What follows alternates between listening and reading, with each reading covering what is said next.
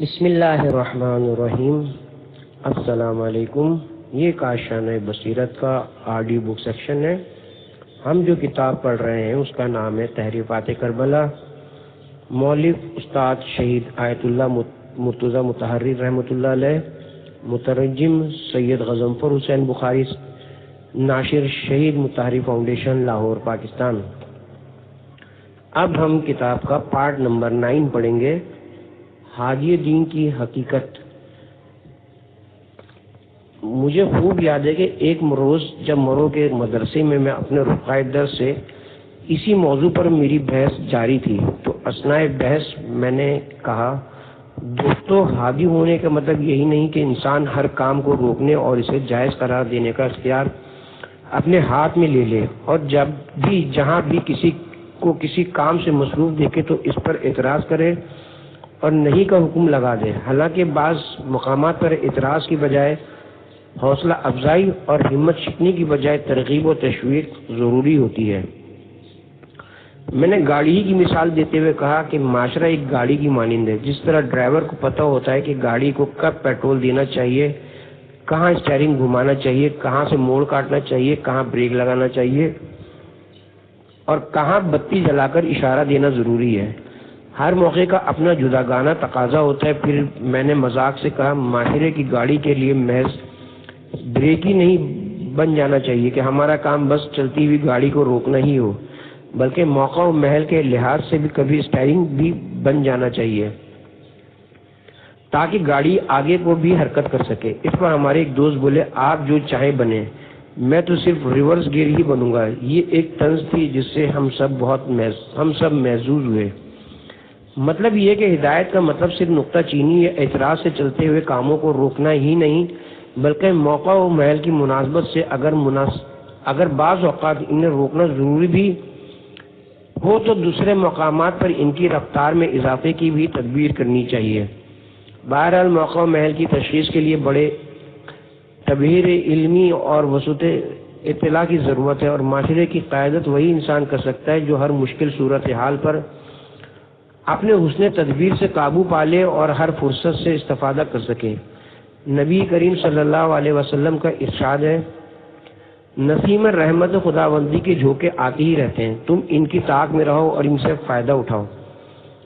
فرصتیں اور موقع واقعی باد نسیم کے جھونکوں کی طرح ہوتے ہیں۔ اگر ایک جھونکا کھو دیا گیا تو وہ کسی صورت واپس نہیں آئے گا اور پھر آئندہ جھونکے کا انتظار کرنا پڑے گا، لیکن کیا معلوم وہ کب آئے، اور یا آئے بھی تو بہت تاخیر سے آئے۔ ہماری حالت وقت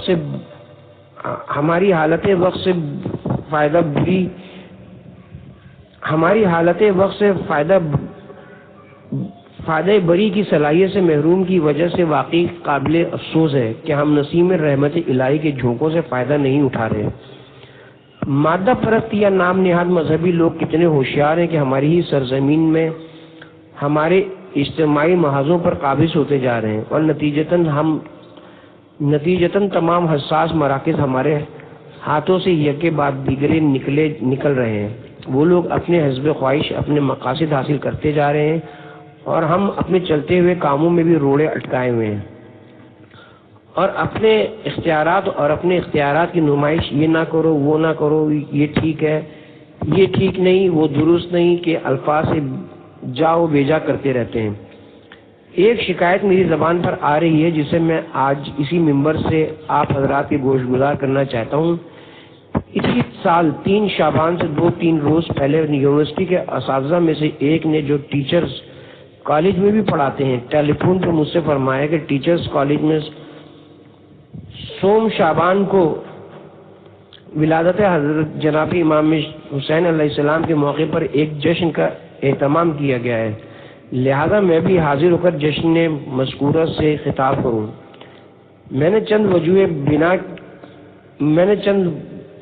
وجوہ بیان کر کے معذرت چاہی، جن میں سے ایک وجہ کام کی زیادتی اور مصروفیت بتائی، لیکن در حقیقت معذرت کی وجہ یہ تھی کہ میں نے سوچا بہت بڑا کالج ہے، بہت سے مغرب زدہ طلباء ہوں گے اور بے پردہ طالبات بھی ہوں گے، لہذا میری موجودگی کے لیے وہاں مناسب ماحول نہ ہوگا۔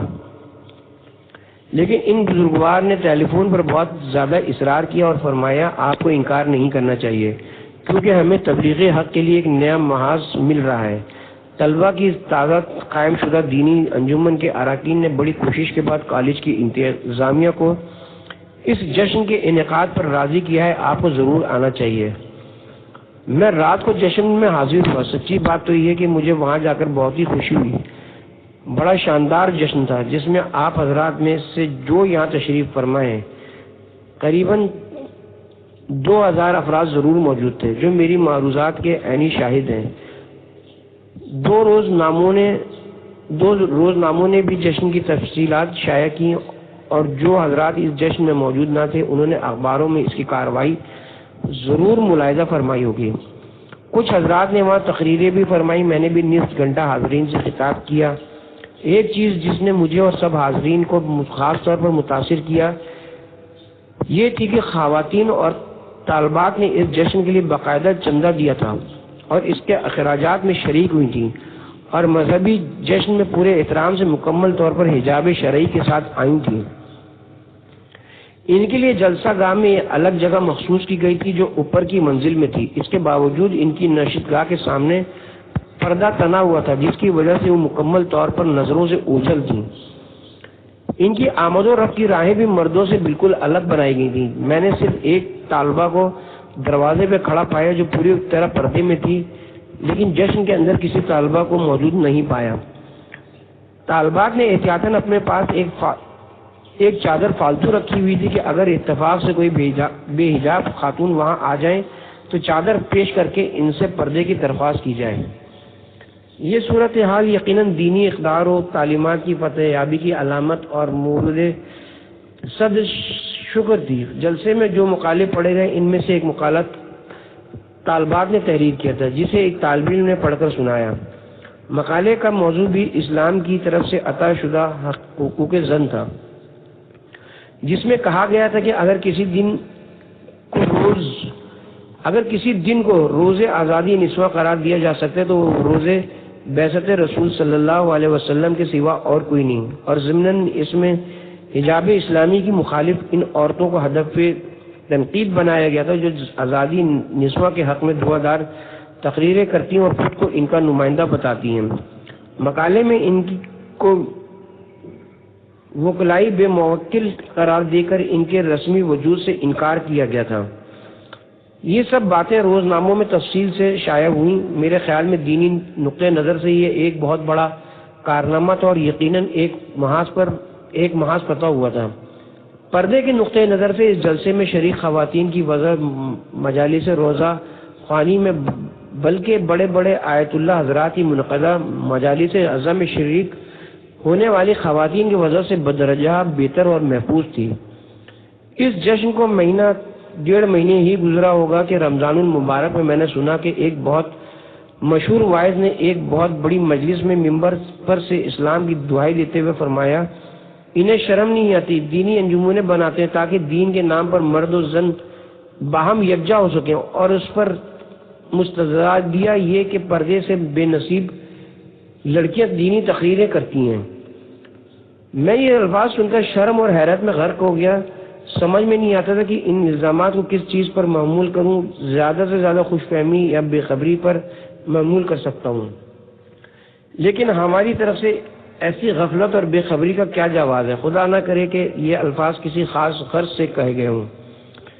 ٹیچرز ٹریننگ کالج یعنی کلیہ تربیت اساتذہ، جہاں سے ایک استاد کو فارغ التحصیل ہو کر ہزاروں انسانوں کو تعلیم دینا ہے، یعنی جہاں کا ایک فرد 1000 افراد کے برابر ہے، کیا ایسی جگہ اسلام کو نفوذ کرنا چاہیے یا نہیں؟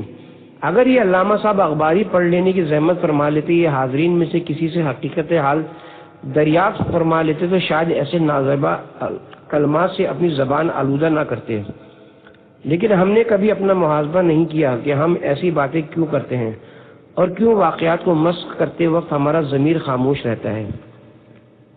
کیا ان الفاظ سے یہ مراد ہے کہ ہمیں ایسے کام کرنے چاہیے جو دشمنان اسلام کو خوش کریں اور انہیں بغلے بجانے کے موقع فراہم کریں؟ دراصل ایسے لوگوں کی خواہش یہ کہ تدین جاہلوں اور بے سوادوں ہی تک محدود رہیں. انہیں ہرگز گوارا نہیں کہ دین ان حدود سے باہر نکل کر اہل علم تک پہنچ جائے، کیونکہ انہیں خوف معلوم ہے کہ مستقبل بہرحال صاحبان علم و فضل اور اہل دانش ہی کی میراث ہے، اور کل کے مالک وہی ہوں گے جو آج یونیورسٹیوں اور بڑی بڑی درسگاہوں میں زیر تعلیم ہیں، جبکہ بے سوادوں کے دن گنے جا چکے ہیں اور ان کی جنس رفتہ رفتہ نابود ہو رہی ہے. اور اب تو نان بھائیوں اور خوانچہ فروشوں کے لڑکے اور لڑکیاں بھی یونیورسٹیوں میں پڑھ رہے ہیں. دراصل انہیں اندیشہ لاحق ہے کہ جب جاہل باقی نہ رہے تو ان لوگوں کی گرم بازاری کیسے باقی رہے گی. یہی وجہ ہے کہ وہ برداشت نہیں کر سکتے کہ دین اہل علم کے حلقوں تک رسائی حاصل کرے، کیونکہ وہاں جا کر وہ مصفہ ہو جائیں گے اور ایک بار پھر اپنی صحیح فطری شکل اختیار کر لے گا، جس سے ان کی دینداری اور دین دانی کی قلعی کھل جائے گی. بہرحال کوئی چاہے یا نہ چاہے مستقبل کے مالک یہ اہل علمی ہیں. اگر ہم آپ علیہ السلام کے ارشاد کے مطابق موقع و فرصت سے فائدہ اٹھانا چاہیں تو ضروری ہے کہ جہاں تک ممکن ہو سکے ایسے درسگاہوں اور یونیورسٹیوں کے قیام کی کوشش کریں. فرمان معصوم جس سے مراد یہ ہے کہ عوام کو ان کی دینی اور دنیاوی مصلحتوں سے آگاہ کیا جائے، کی تکمیل کی دو ضروری شرطیں علم اور اخلاص ہیں، جن میں سے علم کی پھر دو شاخیں ہیں، علم دین اور علم دنیا، یعنی عالمی، سیاسی، اجتماعی اور اقتصادی اوضاع و احوال کا علم. اخلاص. حاجی نوری رحمۃ اللہ علیہ نے جو کتاب لولو والمرجان لکھی ہے، میں نے اس کے بارے میں سنا تو بہت تھا، لیکن اس کے مطالعے کا موقع اسی سال مجھے ملا. یہ کتاب مرثیہ اور مرثیہ خوانی کے بارے میں ہے اور واعظ، خطبہ یا خطیب کے موضوع پر اس میں کوئی مواد موجود نہیں. انہوں نے روزہ خوانی اور مرثیہ خوانی کے لیے دو چیزوں اخلاص اور رازگوئی کو لازمی شرط قرار دیا اور ان پر عظیم الشان سیر حاصل بحث کی ہے. حقیقت یہ ہے کہ یہ کتاب مجھے بہت اچھی لگی اور مصنف مرحوم کے بارے میں جو مرحوم شیخ عباس قمی کے استاد اور تقوی و تدین کے بلند مراتب پر فائز تھے، میری عقیدت و ارادیت میں بڑا اضافہ ہوا. ان کا علمی مقام اتنا بلند تھا کہ خود مرحوم شیخ عباس قمی متعارف تھے کہ ان کے علم و فضل کی شیخ نوری کے تعبیر علم کے سامنے کوئی حیثیت نہیں. اس سے پہلے میں ان کی دوسری تصنیفات کا مطالعہ کر چکا تھا، جس کی وجہ سے میرے دل میں ان کے لیے عقیدت پہلے سے ہی موجود تھی، لیکن اس چھوٹی سی کتاب کے مطالعے سے میرے دل میں ان کی عقیدت و احترام میں بہت ہی اضافہ ہوا. اس کتاب کے مقدمے میں مصنف علام نے ہندوستان کے ایک عالم کے ایک خط کا ذکر کیا ہے، جس میں موصوف نے ہندوستان میں رائج روزہ خوانی میں خود ساختہ اور جھوٹے واقعات کی بھرمار کی شکایت کر کے ان سے ایک کتاب تحریر کرنے کی فرمائش کی تھی جو اس مذموم روش کا سدباب کر سکے. حاجی اس پر تبصرہ کرتے ہوئے کہتے ہیں، یہ ہندوستانی عالم سمجھتے ہوں گے کہ جھوٹی روزہ خوانیاں صرف انہی کے ملک میں ہوتی ہیں اور نجف و کربلا یا مشہد اور قم میں یہ صورتحال نہ ہوگی اور یہاں سب اہل منبر سچی بولتے ہوں گے. لیکن ان بیچارے کو کیا پتا کہ ان جھوٹے واقعات کی مرکزی تراش گاہیں تو یہی مقامات ہیں جہاں سے ان کی نشر و اشاعت ہوتی ہے اور یہ روزہ خوانی کی منڈیوں کو برآمد کی جاتی ہیں. پھر کہتے ہیں یہ قصور دراصل علماء کا ہے جو ان تصرفات پر تنقید نہیں کرتے اور نہ ہی ان کے سدباب کی کوئی تدبیر کرتے ہیں. اگر یہ لوگ غفلت و مسامحت سے کام نہ لیتے، روزہ خوانوں کی ان حرکتوں پر کڑی نظر رکھتے، انہیں دروغ بافیوں سے روکتے اور ان پر قدغن بیٹھاتے تو نوبت یہاں تک نہ پہنچتی اور نہ یہ لوگ کھلم کھلا اور بے باکانہ صریح کذب و افطرا سے مذہب حق اور اہل مذہب کے لیے وجہ تمسخر بنتے اور نہ ہی یہ محترم اجتماع اس قدر بے برکت ہو جاتے. بہرحال یہ کتاب اس موضوع پر لکھی گئی سب کتابوں میں منفرد ہے، اور مجھے بہت تعجب ہے کہ اتنی مفید اور قابل مطالعہ کتاب کی عمومی نشر و اشاعت اور ترویج پر کیوں توجہ نہیں دی گئی۔ مجلس خوانی کے لیے قائم کردہ اپنی دونوں شرطوں اخلاص اور راست گوئی کے بارے میں مرحوم حاجی نوری نے سیر حاصل بحث کی ہے، خصوصاً راست گوئی یعنی بیان واقعات میں تاریخی دیانت کی اہمیت کے ساتھ ساتھ جھوٹ کے تمام انواع و اقسام پر جس شرح و بسط سے گفتگو کی ہے، اسے اس عظیم عالم کی اخبار و احادیث کے بارے میں وسعت اطلاع کا اندازہ ہوتا ہے۔ میں نے اس موضوع پر اتنی مفصل بحث کسی بھی اور کتاب میں نہیں دیکھی ہے۔ اخلاص کے موضوع پر اپنی بحث کا آغاز انہوں نے روزہ خوانی کی فیس کے مسئلے سے کیا ہے۔ میں آج شب اس موضوع پر کچھ نہیں کہوں گا، بلکہ اخلاص کے دوسرے پہلوؤں پر بحث کروں گا۔ اخلاص کا معنی ہے نیت کی صفائی، اور اس کا تقاضا ہے للہیت، یعنی انسان ہر کام خالصتاً اللہ کی رضا اور خوشنودی کے لیے کرے اور اس میں کسی بھی طرح کی دوسری دنیاوی غرض شامل نہ ہو، یعنی جو بھی وہ کرے صرف خدا کے لیے ہو، غیر خدا کے لیے نہ ہو۔ اب غیر خدا کے لیے کیے جانے والے کاموں کی کچھ قسمیں ہیں، جن میں سے ایک یہ کہ پیسے کے حصول کے لیے کیا کیا جائے۔ اس کے علاوہ کچھ دوسری قسمیں بھی ہیں، اور میں آج اپنی بحث انہی دوسری قسموں تک محدود رکھوں گا، کیونکہ میری نظروں میں ان کی اہمیت اجرت کے مسئلے سے زیادہ ہے، اور وہ فیس وصول کرنے کے رجحان سے زیادہ خطرناک ہیں۔ ان میں سے ایک کو میں شخصیتوں کی دلالی کا نام دیتا ہوں، جبکہ دوسری کو مصلیحت گوئی کہا جا سکتا ہے۔ نمبر ایک، پہلی قسم کی صورت یہ ہے کہ منبر رسول صلی اللہ علیہ وسلم پر بیٹھ کر، کرسی حسین پر بیٹھ کر ہدایت و تبلیغ کے بجائے شخصیتوں کی دلالی شروع کر دی جائے، اور منبر کو اس دلالی کا پلیٹ فارم بنا لیا جاتا ہے۔ یہ ایک افسوسناک حقیقت ہے کہ ہمارے معاشرے میں منبر کو اس مقصد کے لیے عموماً استعمال کیا جاتا ہے۔ یہ دلالی کسی بھی شخصیت یا شخصیات کے لیے ہو سکتی ہے۔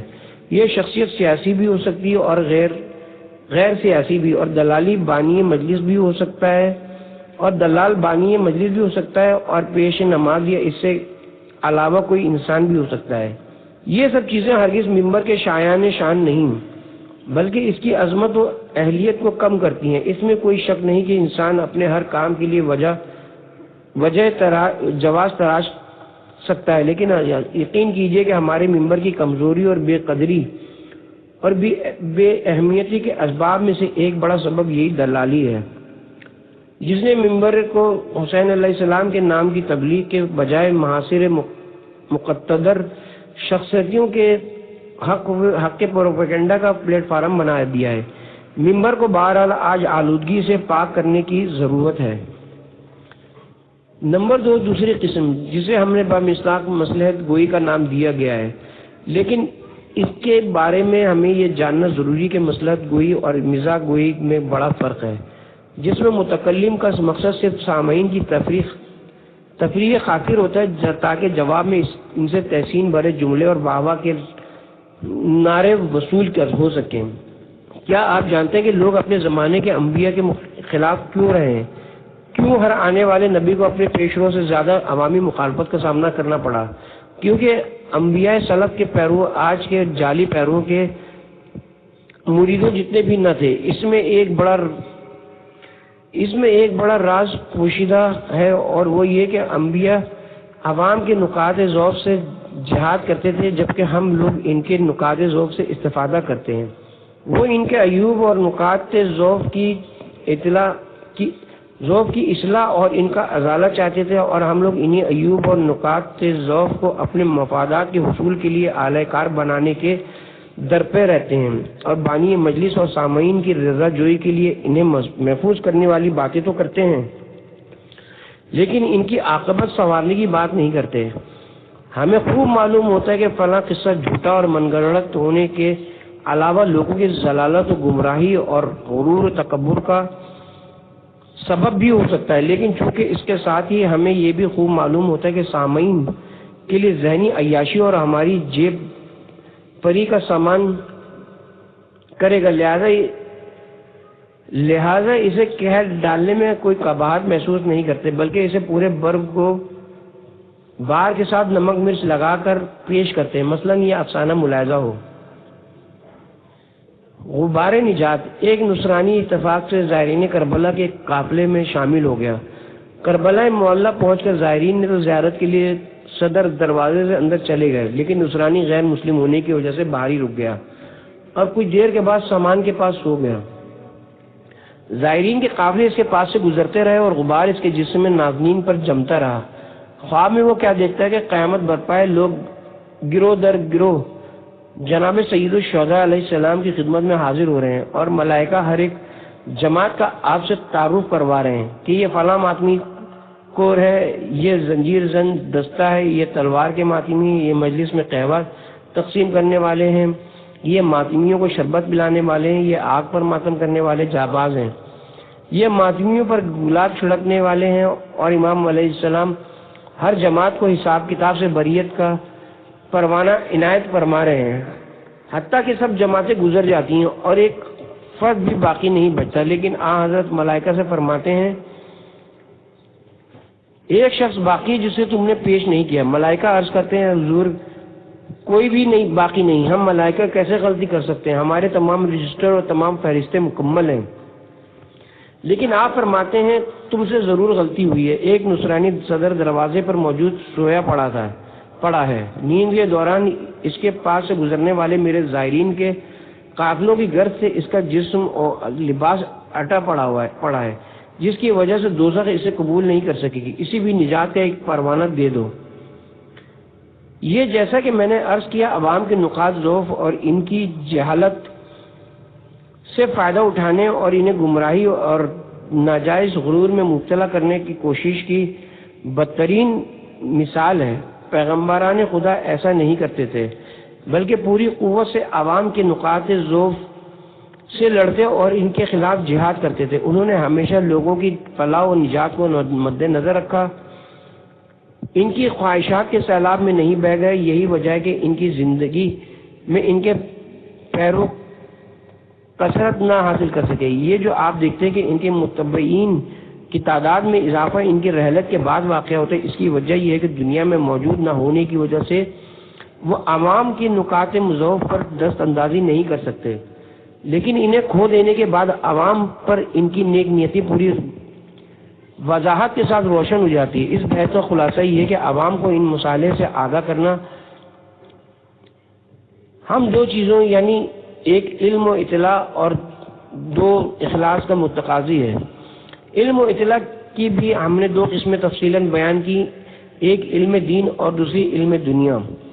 اخلاص کے ذیل میں بھی ہم نے اس کے دو ضروری تقاضوں کا ذکر کیا ہے۔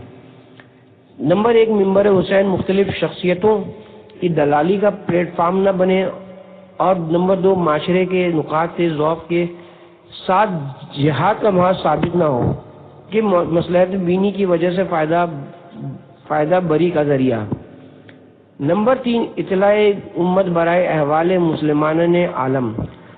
خطیب کے فرائض کا تیسرا اہم حصہ بمصداق امام رضا علیہ السلام مسلمانوں کو عالمی اسلامی برادری کے اوضاع و احوال سے آگاہ رکھنا ہے۔ مطلب فرمان معصوم کا یہ ہے کہ خطیب کا فرض ہے کہ مسلمانوں کو دور دراز خطوں میں رہنے والے اپنے دینی بھائیوں کے نفع و نقصان اور سیاسی معاشرتی احوال سے باخبر رکھے۔ مثلاً الجزائر میں حادثہ پیش آ جائے تو اس کا فرض ہے کہ اپنی اولین فرصت میں عوام کو اس سے آگاہ کرے، نہ کہ اس وقت تک خاموش رہے جب فضائے عالم اس خبر سے گونج نہ اٹھے، اور دنیا کے روزنامے اس کی پوری تفصیلات پس منظر اور سیاسی تہذیب پیش نہ کر چکے ہیں، اور فرانس کی خفیہ فوج کے جرائم کا مکمل جائزہ نہ پیش کر چکے ہیں، اور یہ جب بھی ممکن ہے کہ وہ خود احوال عالم سے خبردار اور مطلع رہیں۔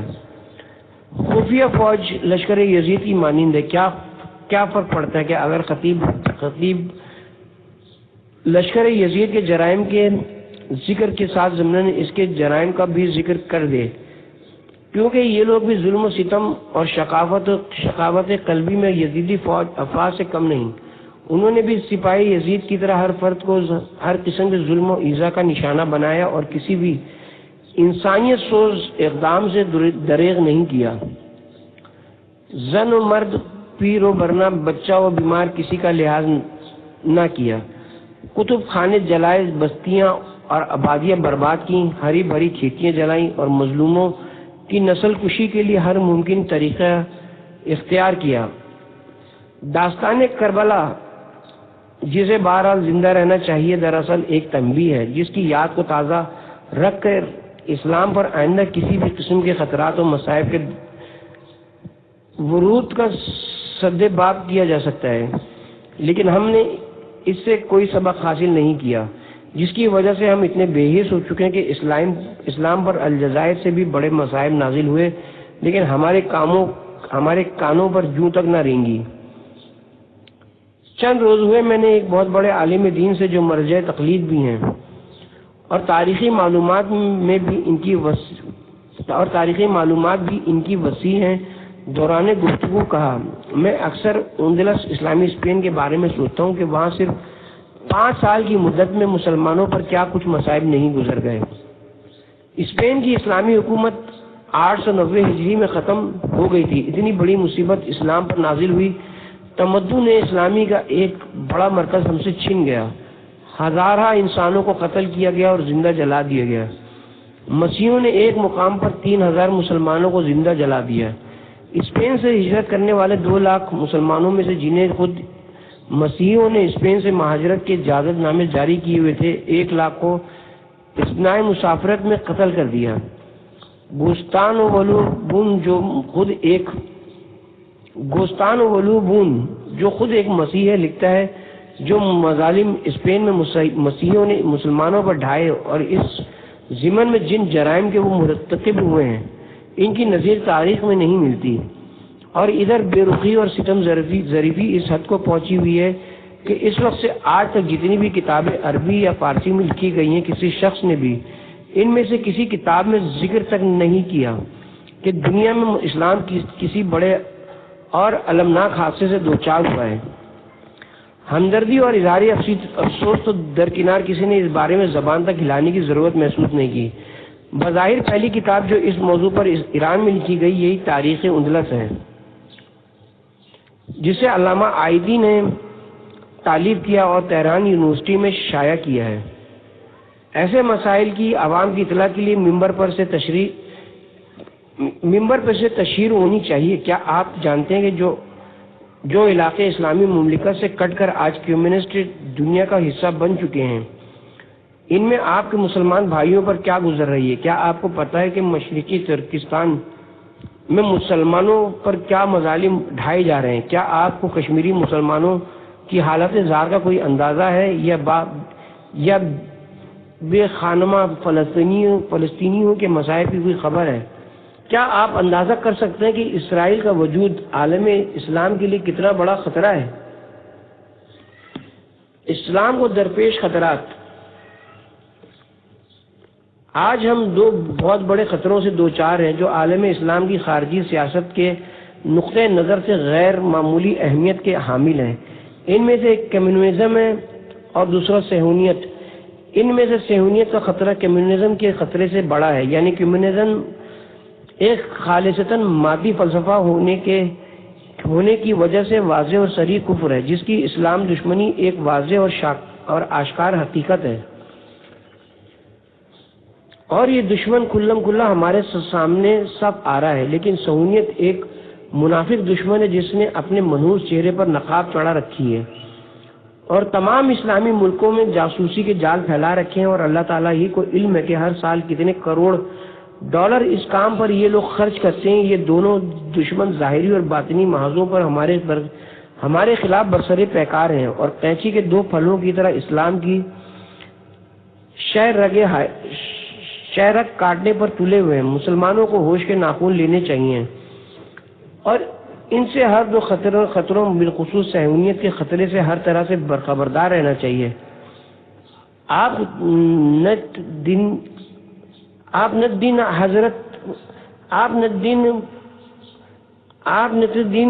عرب ملکوں کے باہمی تعلقات کے بارے میں میں عجیب و غریب خبریں سنتے رہتے ہیں کہ فلاں حکومت کے ساتھ تعلقات کشیدہ ہو گئے، شام اور مصر میں پھوٹ پڑ گئی، اردن کی شام کے خلاف سازش، سعودی حکومت کا یمن کے خلاف اعلان جنگ، لیکن ان سب کچھ کی طے میں صہیونی اسرائیلی کار فرما ہیں۔